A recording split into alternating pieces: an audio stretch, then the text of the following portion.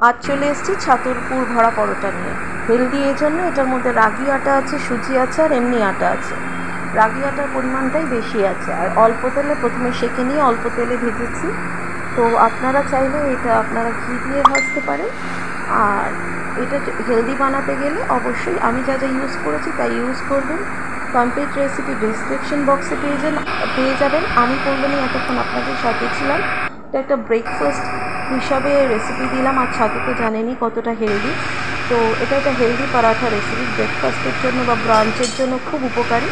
করে দেখতে পারেন। ফ্রাইড আইটেম মানেই যে অপকারী তা নয়, কিন্তু এর মধ্যে আছে জোয়া, অবশ্যই হজম হতে সাহায্য করবে। সবাই ভালো থাকবেন, সুস্থ থাকবেন। আর আমার ভিডিও ভালো লাগলে, আমার রান্না ভালো লাগলে আমি পৌলমী আমার চ্যানেলটি অবশ্যই সাবস্ক্রাইব করবেন। আর ফেসবুকে যারা দেখছেন আমার পৌজ উইকেন্ড ডিজায়ার ফলো করবেন। আজ তাহলে আসি, ধন্যবাদ।